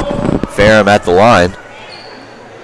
Free throw's no good. Offensive rebound there by Hubbard. Hubbard swings it out over there to 34. She's up and off the glass, and we're going to get a foul here. And that was Bunker. Like Aaron Bunker, yes. And they're going to get, looks like Brianna Parmalee with the foul there. And Bunker, of course, you know, in her sophomore year, she didn't see the most action last year, but she's definitely seen quite a bit this year. First shot, a little bit of bad luck as it bounced around on the back iron, front iron. Times and bounces out. Yep. So here's the second shot coming now. Second shot through. 55-48, 7-point game, Rosia 3.5. It back up to Carthen. Back over to Rosia. Kicks it over to Texan. Back out to Ajay. Swings it over to Carthen.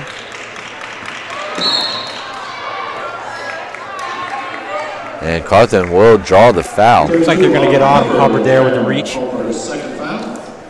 That's just one of those tough luck fouls. You force the initial turnover, try to anticipate stepping in front of it, and Carthen just beat her to the spot, had the position. She got called for the reach. Got called. It's going to send Carthen to the line here for the first of two. First shot's good. And Carthen coming in now after her performance tonight will definitely have to be approaching near 80% from the line this season. I think she came in 75.5. Second shot's good. And she's definitely one of those that could potentially approach the 1,000 points for her career as well. Wouldn't be surprised at all to see it. Hailing from Atlanta, Georgia. Pressure there by Rosia. Mounts with the ball on the wing. Drives back towards the lane. Drives the lane off the glass. Roller, and it's good. That's just a veteran player right there. Saw the lane, snuck in. A little touch, and it was in. Texan with the ball. Puts up a three. No good. And she's such a nice young lady. She's very polite and very even-tempered, even-mannered. And it's been nice getting to know her a little bit over her stay here at Ferrum. And it looks like Nichols is going to check in for the Panthers, and I believe that's Lunsford for the Cougars. It's going to send Rosia to the bench for a brief break. She hasn't got many of those this half. No, and I don't think she's going to get very many of those this season. Actually, yes, she played the entire 20 minutes in the first half. So definitely a well-deserved break for that young lady. Lunsford with the pressure. Nichols pass deflected. Hubbard drives the lane, runner up, no good. Possession Cougars. And talking about a veteran play right there, Parmalee knew that ball was going out and just kind of boxed out a little bit and just let that one go out of bounds. Zanice Chambers, number 10, is going to check in here for the Cougars. Lunsford with the ball. Over to Ajay. Back to Chambers. Over to Carthen. Swings it over to Ajay. Three-pointer by Ajay, and it's good. And they're going to call that a two, actually. And Ajay, though, still, last 2 years, a much improved shooter. Not that she wasn't efficient in her first 2 years here at Averett, but has really stepped up that game and has gotten it to the next level in these last 2 years at Averett. Jumper by Wilson, no good. Defensive rebound there by Parmalee. Gets it over to Carthen, and Carthen looks to push the tempo. It's going to be number 21, Lunsford. Brings it out to center court. Barks out some orders. Kicks it into Parmalee. Back over to Lunsford. Into Carthen. Back out to Chambers. Chambers drives, loses her shoe off the glass. No good. Offensive rebound by Carthen. And how about how about that right there? Break right there? Yeah, you lose your shoe. You got to stay with the play, though, especially with the shot clock running down. It's a 9-point game, and Raven Johnson's going to check in here for Parmalee. You got to admire her, too. She's laughing about it. She's rolling with the punches. So Mounts now with the ball. Mounts gets it over to number 32, Hubbard. Pass over to 34, Bunker. Bunker with the long ball, nothing happening. Offensive rebound by Wilson, off the glass. Another rebound by Wilson. She's going to throw it up and get a foul. I'm talking about staying with the play. Wilson collects her miss twice and then draws the foul on the final time around. So they're going to get Ajay with the foul on that one. It's going to send Wilson to the line for two. Ajay just her second foul on the night. 1:15 remaining, 9-point game, 8-point game now as Wilson gets that one through.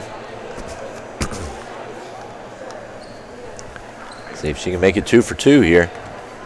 See the spirit fingers going up over here on Ferrum's home side. And they work as Wilson hits the second shot, 7-point game, 59-52. Lunsford with the ball, kicks it back to Carthen. Back to Lunsford. Over to Carthen. Inside to Johnson. She's looking for Lunsford there, and it looked like Nichols stepped right in front of it and took it away. And Averett. Defense there by Carthen and Lunsford. Looks like Carthen will pick up the steal on that one. And that was one thing that Averett has gotten a lot better at over the last 2 years as well. But the trap, press defenses, both of those have really have stepped up the game here for the Cougars in the past 2 seasons. Under a minute here to go in the third quarter. Chambers with the ball. Drives back to Lunsford. Kicks it over to Ajay. Ajay with a 3. Off front of the iron. And looks like Jasmine Wilson pulls that down. So Mounts now with the ball. Some nice moves to try to get past Chambers. She's going to dish it off. Under 30 seconds now left in the third. Nice effort by there. Nichols. No good.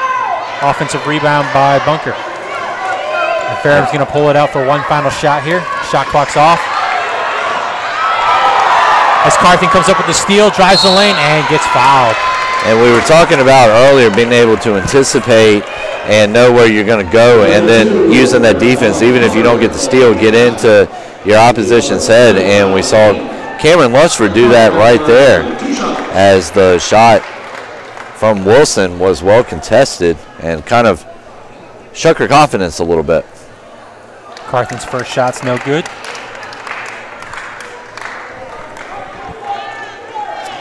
So I think you have to date back to, I think, the first game of the 2015 season to see one of these games decided by 10 or more points. Second shot's good, and it's going to bring in Texan for the Cougars as Carthen will go to the bench here. And really plays back into that whole slingshot theme that we've been talking about throughout the broadcast between these two schools. And I mean, they've met each other so many times. The majority of decisions, I think, have been decided by at least a solo possession. Yeah. 2 points, 3 points, sometimes even a couple of free throws. Yep. And so time has just run down on the third quarter. Let's see if Averett can hold it up. They lead 60-52 going into the final 10. We'll be right back here on the Averett Sports Network.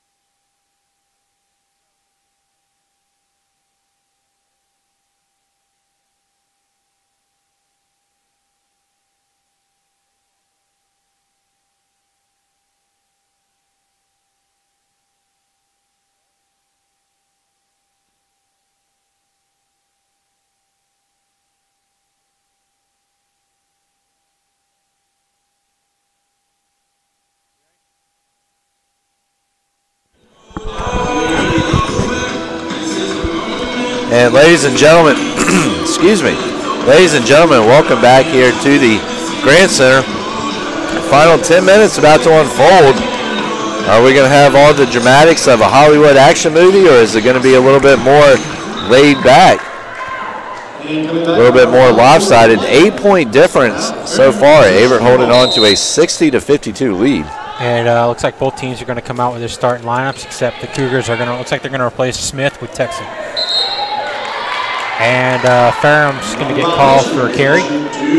Possession back to the Cougars. Basket here with Ty, the largest lead of the game. At 10 points, definitely. And I believe that was actually established here in the third quarter, wasn't it? Just several minutes ago, yeah. So Racia over to Ajay. Ajay over to Carthen. Carthen over top, intended for number 11, Johnson. Just not quite on the same page there. You saw they were talking to each other heading back down the court, letting them know where they were going to be on the next possession. But Rosia pressure in here in the front court. So Mounts with it now. Kicks it out to Nichols. Nichols inside the bunker, off the glass, and it's good. That's great defensive play there not to pick up the foul and get called for an and one by Raven Johnson. Texan drives the lane up and in, no good. Offensive rebound, Carthen up, and it's good. And through the hoop, 62-54. Rosia trying to extend that to 10. It's been one of the big themes throughout the second half is Ferrum scored at the other end. We've answered at the other. His bunker lays it off the glass, no good. Grabs the rebound, puts it in, and looks like we're going to get an and one here. Foul's going to go on Ajayi. And it's now a 6-point contest, and really both sides able to do that as well. Answer back when the other one puts up a big play. And in the game of basketball, I mean, that's, any kind of run at this point in the game, any kind of considerable run, 8, 10, 12-0, or 8-2, 9-2, something like that. It's going to make it very hard for the team on the wrong end of that run. Bunker shot's good. Rosia in transition here for the Cougars. Kicks it over to Carthen. Back to Rosia. Back to Carthen. Looking inside for Wieters. And she's going to get called for a travel. And Wieters just good idea with the ball. Just forgot to dribble. That's it. One too many steps. And Rosia doing a good job there. Knocking the ball out, unable to retain control, but and you've definitely seen a change here in the second half for Ferrum. They've grabbed a lot more offensive boards. I think they've got 3 or 4 within the last within the quarter, and 2 so far here in the fourth. And we're going to get a jump ball there. Possession back to the Cougars. Another great play there by a veteran point guard in Rosia. And Averett, one thing that they have really impressed me on, is his defense so far. That was not their strongest suit last year. Definitely wasn't a weak point, but their defense this year looks inside to Johnson, just a little bit higher there for Texan. Hootie now, I believe, in her 6th season here at Averett? 8th season, actually. 8th season, yes. Had her best year last year, 18 wins. Highest win total under her, and I think it was highest conference win total as well for the Cougars. Mouse with the ball. Gets tipped by Carthen and just out of bounds. She almost chased that down in the corner there. Ferrum right now showing a lot of hustle. Of course, why not? I mean, you're still very much in this ball game. It's not like it's a 32-point contest. Jumper by Bunker. Off the glass, no good. Pulled down by Johnson. Kicks it over to Rosia. Cougars in transition here. Rosia pulls it out, sets up the offense. And once again, don't forget to tune in a few minutes after this contest as the men's squad will take on the Quakers of Guilford College to conclude today's doubleheader. And we're going to get a timeout here on the floor by the Cougars. And I think we'll go ahead and stick through this timeout since we've taken the last couple. But, right now, nothing less than what we expected to see. I was talking with Alexis's dad outside just a second ago at the half. And, we were talking about the back and forth and everything and the way that it's shaped over the last 3 years. And it looks like it's going to shape up to be the exact same thing here tonight. Yeah, 2-possession game here with just under 8 minutes left. It's still anybody's game at this point. Very much so. 3 here, 3 there, and we've got a different ball game. And we'll just see which team ends up on the right end of the breaks. As we said earlier,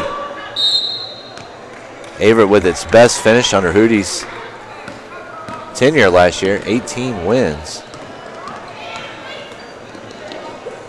Marvin inside the Bunker. Bunker with a step back off the glass, no good. Pulled down by Johnson.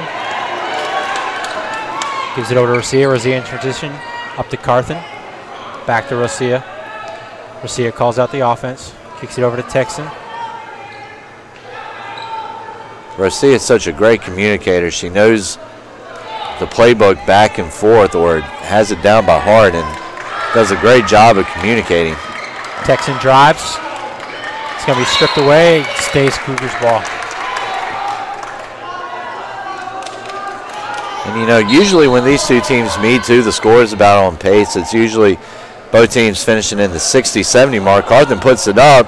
There's a follow-up. Rebound by Johnson, and it just rolls off the glass. And I thought they were whistling a shot clock violation there for a second, but it actually looks like Mounts took a elbow to the nose there. You always hated those moments, when you're playing basketball. Catch an elbow to the nose, get that bone on bone, and never a fun thing to have happen to you. Definitely brings some tears and a little bit of blood.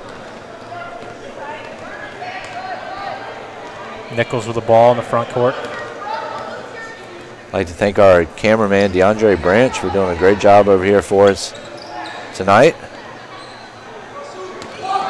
Bunker drives, crosses over, left hand, off the glass, and it's good. 4-point lead here. Up to Texan, three-pointer by Texan, no good. Called down by Bunker. Gives the ball to Nichols. Nichols in the front court here for the Panthers. Over to Mounts. Mounts back to Bunker. Bunker for the three. No good. Offensive rebound by Barr. Off the glass, and it's good. Just like that, we've got a 62-60 game. 62-60 is your score. I believe our broadcast says 62-61. It does, but it is a 62-60 contest. So Jai driving in. Off the glass, no good. Grabs a rebound, puts it back up, and it's good. Second chance points. Just padding the offensive rebound stats. That's it. Second chance. Can't tell you how many games I've seen where that has made all the difference in the world. It's now a 4-point contest, 64-60. Bunker off the glass, and it's good. And Bunker really coming through here in the second half in the paint, doing a good job. Yeah, pushing the tempo here for the Cougars. She almost had a lane there, but pulled it out. Over to Jai. Off the backboard, no good. Is that Bunker with the rebound? It was.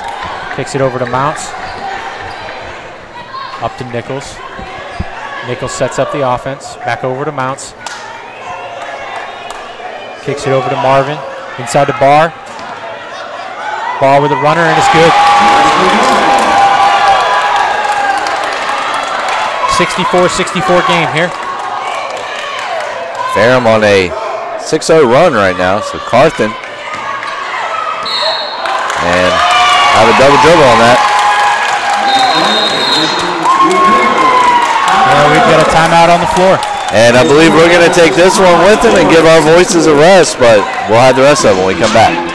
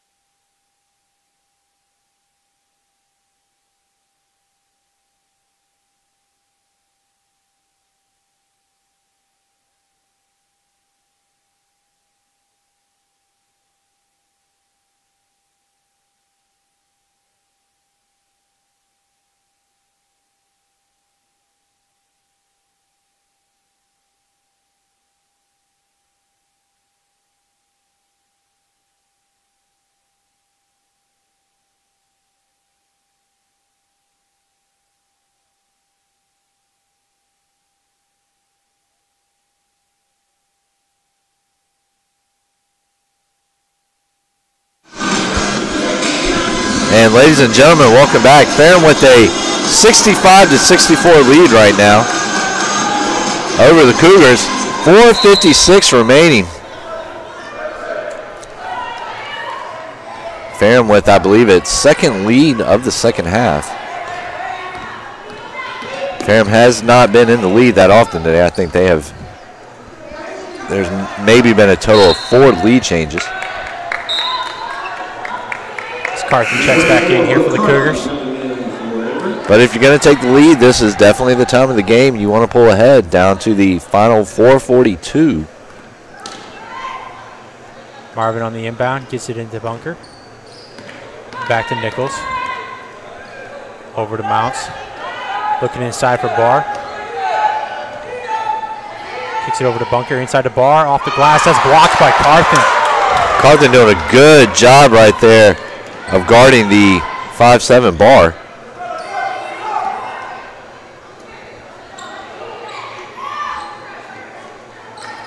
Inside to Ajayi, and she's stripped by Nichols. Mounts with the ball here for the Panthers, up 65-64. Just over 4 minutes left. That's a three-pointer by Marvin, and it's good. And Marvin just about uncontested on that one. And 4-point game, Ferrum's biggest lead of the night. Mounts doing a good job of keeping the toes in bounds over to Barr.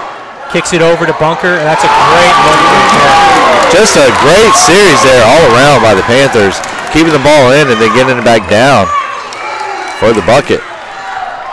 Garcia with the ball for the Cougars. Pulls it out, sets up the offense. Over to Lunsford. Gets it to Carthen at the top of the key. Over to Smith. Smith drives, pulls it back out. 6 seconds on the shot clock. Lunsford with the runner. And she's going to get fouled. And good job right there. A lucky break there for Averett as the shot clock was running dangerously low. It looks like they're going to get Mounts with the foul, and that's going to send Lunsford to the line here for two big free throws here. 2 huge free throws. Averett looking to try to get some of its momentum back. Reeling a bit right now. Still a lot of time to be played, though. First shot's no good. That's the one thing you got to love about basketball. It can change at the drop of a hat. I remember a couple years back, men's team was playing William Peace. Joseph trailing by about 15 in the final minute. And we ended up coming back. Averett ended up coming back tying it, but eventually lost. Second shot's no good. Bunker pulls down the rebound. Gets it over to Mounts. Pressure by Rosia. 2 veterans going at it, and Mounts is going to call the tee. So got 3:06 remaining, 6-point game. This is Ferrum's biggest lead of the game. Averett, though, of course, has shown that it has the potential to score pretty easily, make those big buckets, and also get those big stops on defense. And we'll see if the Cougs can do it again here, or if the Panthers will continue to run with the momentum. So Ferrum coming in 1-2 on the season, yet to open up ODAC play.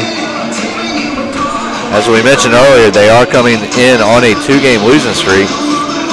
Most recently suffering a 74-49 loss to Widner College on November 17th. Averett, on the other hand, comes in after a big win against Lynchburg, or University of Lynchburg, evened its record up at 2-2 for the season. 2-1, excuse me. Yep. Be fair on ball coming out of the timeout here.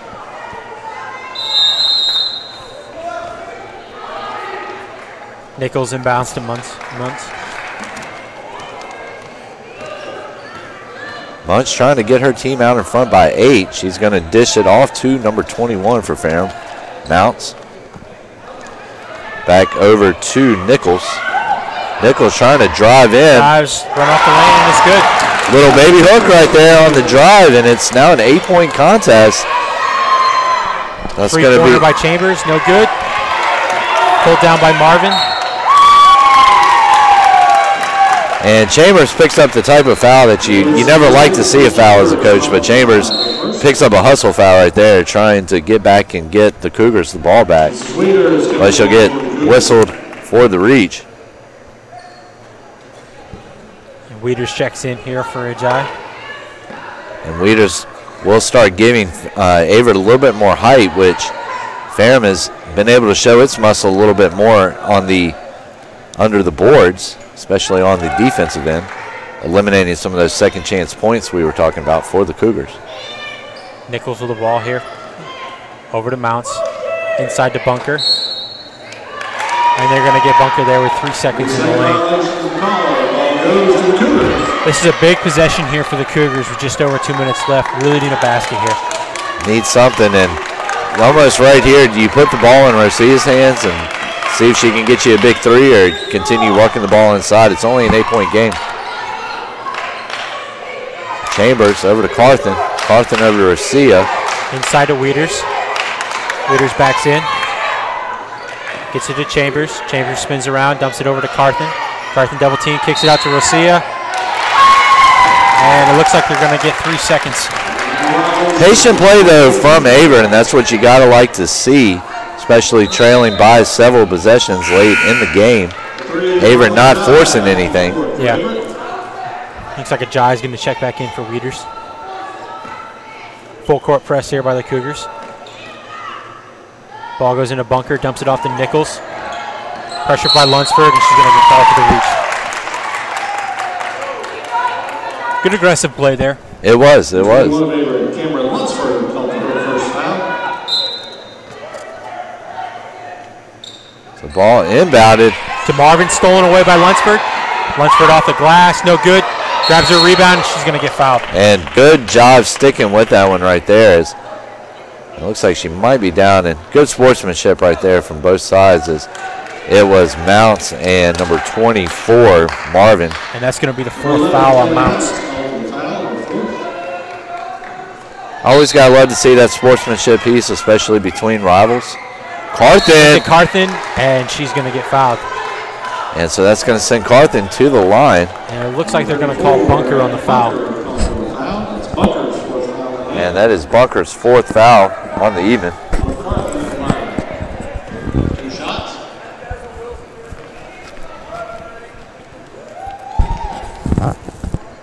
So Carthen's first attempt rattles in and out, nothing going. 1:45 now remaining. 8-point contest. Texan getting ready to check in here for the Cougars. Second free throw attempt by Carthen. Off the front of the rim, pulled down by Barr. And some of those breaks that were going Averett's way in the second and third quarters started to roll Ferrum's way a little bit, and it's made the difference here over the last couple of minutes. Good defense by Rosia. She refused to quit.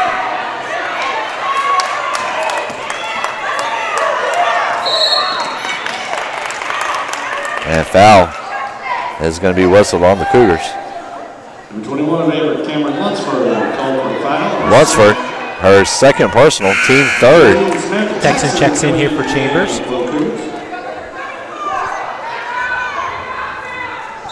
So it's going to be Nichols on the inbound. She's going to get it over to Marvin.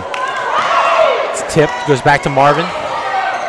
Marvin in the corner, drives baseline, kicks it out to Nichols, over to Bunker. Bunker drives, kicks it out to Marvin. Over to Mounts, back to Marvin. Over to Mounts in the corner. Mounts drives baseline, kicks it back to Bunker. And she's going to head to the line. So looks like we're going to get a jive with the foul. We'll definitely get a jive with the foul. And that is her 4th. And we're going to get a timeout here by Averett. And I think we're going to take this one with them. We will be back in just a minute.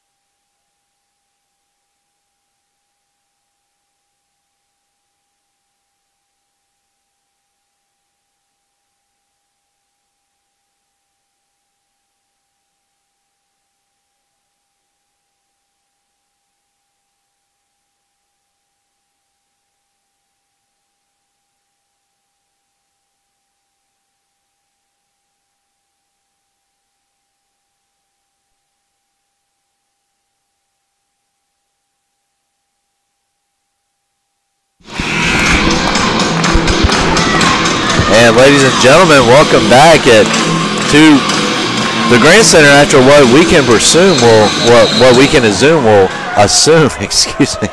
probably be the last commercial break we take here with a minute remaining. 72-64 is the score. By 8 at the line here. Shooting 2. Bunker at the line for the first of 2.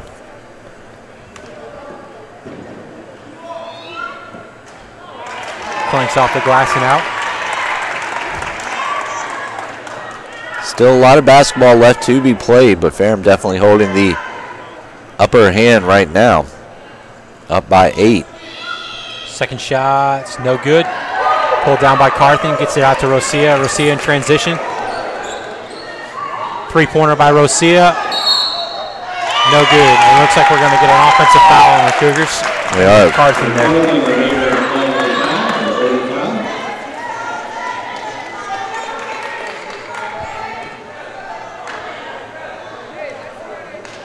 And that will send Ferrum to the line. From now on, Ferrum will automatically be going to the line after every foul.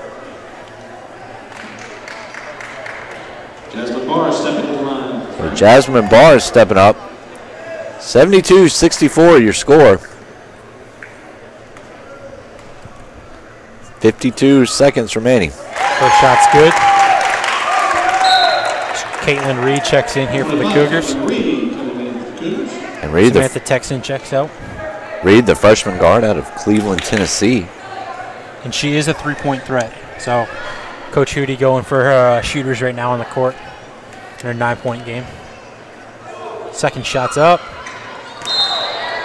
And that one got a free trip through the air. So 3 threes, Joseph, separate us here. 72. We'll see. 3-possession ball game here. We'll see which Coach Hootie dials up on the offensive end. Rosia with the ball, kicks it over to Reed. Reed drives, loses the handle. Stolen away by Mounts. And Reed going up against Mounts, the freshman going up against the senior. And it looks like Mounts is going to win out. Chambers is going to check in now for Reed.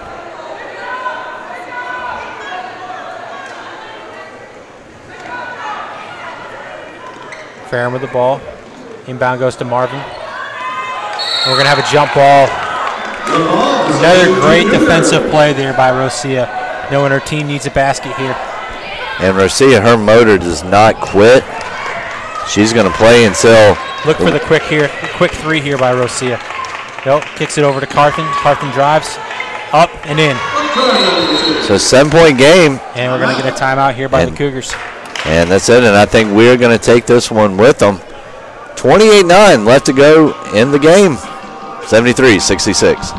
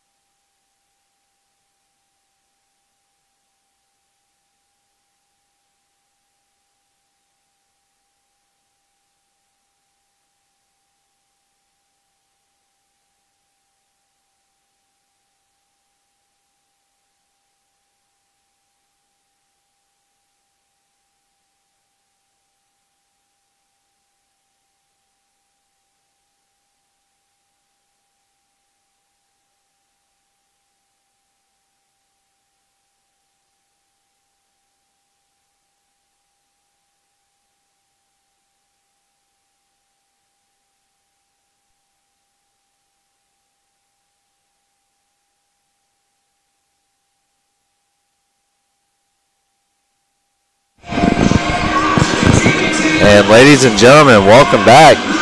28 seconds remaining, 7-point game. Ferrum looking to avenge a 3-point loss to the Cougars here at the Grant Center last year. Now goes to Nichols. Shot clock's off.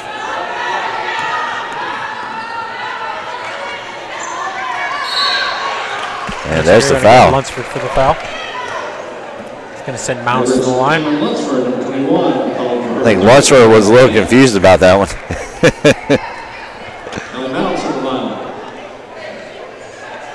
Lunsford out of Apex, North Carolina. So Mounts goes to the line.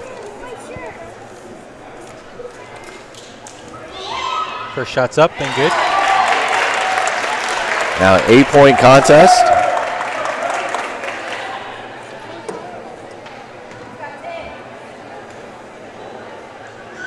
Second shot's no good.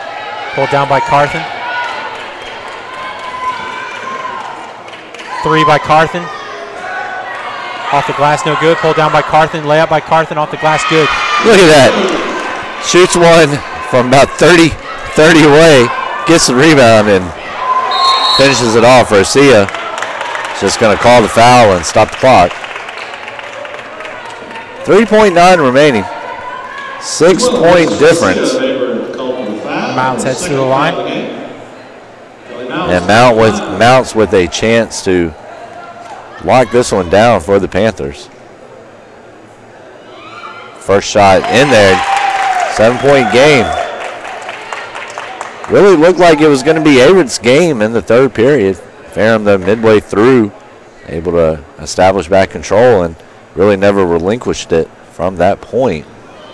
Second shot's no good. Pulled down by Carthen. Last second heave.